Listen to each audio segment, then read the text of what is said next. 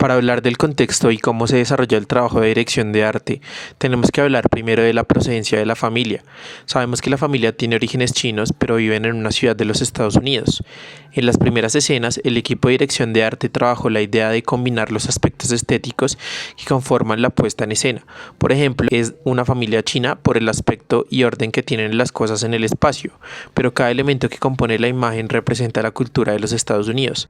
Otro ejemplo de esto es la composición que logran hacer las machine wash, típico de la cultura norteamericana. Por otro lado, en uno de los escenarios más vistos y representativos vemos el contexto de una oficina de Hacienda, donde existe papelería por todos lados. La papelería es un elemento que contextualiza el espacio, también los cubículos, la alfombra en el piso y las luces del espacio. En el otro mundo, es importante resaltar que las máquinas contextualizan al espectador en un mundo distópico donde el control de todo está basado en el uso de la tecnología. La caracterización de los personajes nos permite situar al espectador en el contexto, dependiendo de las necesidades narrativas que tenga cada personaje en escena. Hablemos de Howe. Este personaje determinante en la historia pretende usar un look diferente para cada situación dependiendo del contexto en el cual se esté narrando su protagonismo en escena. Es posible que el espectador perciba a través de su look qué va a pasar, como si de esta forma supiéramos cuál va a ser el entorno que va a proponer el personaje. Muy buenos días, mi nombre es Camilo Páramo y vamos a hablar un poco de la estética de El Quinto Elemento. Dentro de la estética de esta película nos encontramos con muchísimos personajes con vestimentas, con atuendos y con arte bastante separados y muy diferentes. Tenemos nuestro personaje principal, el cual rompe como con la estética que se viene llevando de la película, que es un poco más fría, un poco más militaresca, por decirlo de algún modo, y nos comienzan a presentar muchos personajes con atuendos súper extravagantes, por decirlo de algún modo, como lo es Ruby Rhod, también como lo es Emanuel Sorg, que tienen unos atuendos que parecerían, entre comillas, futuristas, pero a hoy son atuendos de lo más común.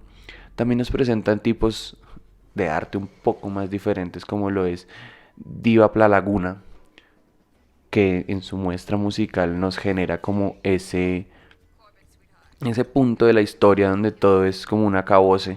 Lo mismo con los trajes militares que se tienen, son trajes militares de la época, son trajes militares que nos hacen sentir que en realidad hay una especie de dictadura, pero también encontramos personajes como los agentes de embarque, que tienen atuendos algo extravagantes, pero se mantienen ellas en la misma línea.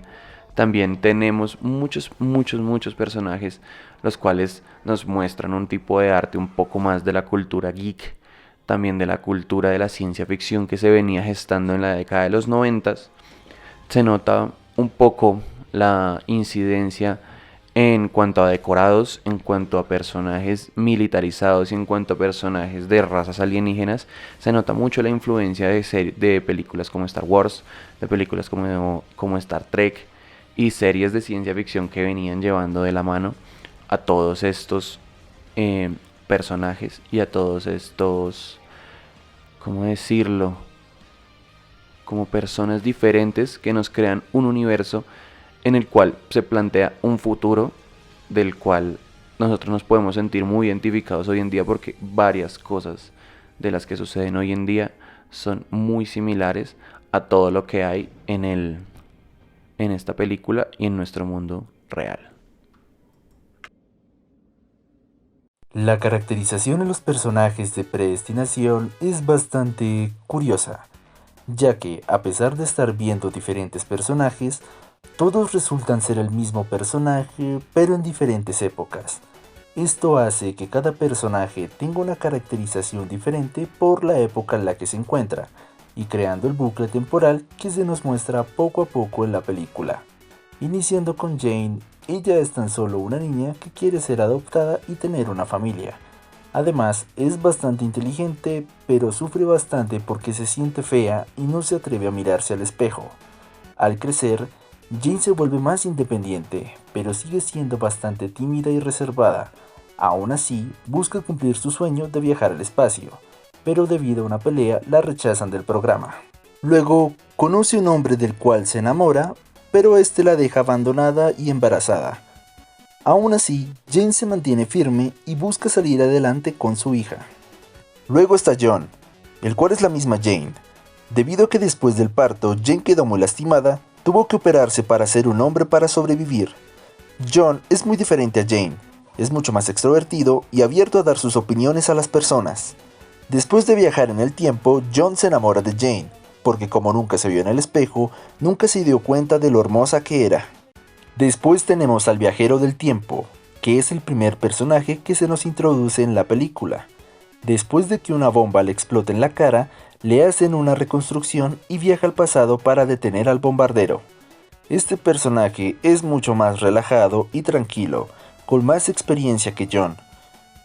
Al final descubre que el bombardero es una versión futura de él y termina matándolo, pero se nos deja con la duda de si va a seguir con sus pasos.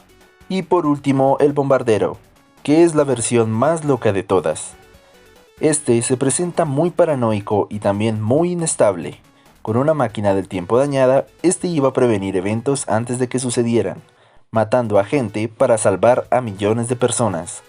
Esto claramente lo afectó mentalmente porque pareciera que está desconectado del mundo y que cree que él es la única y auténtica justicia.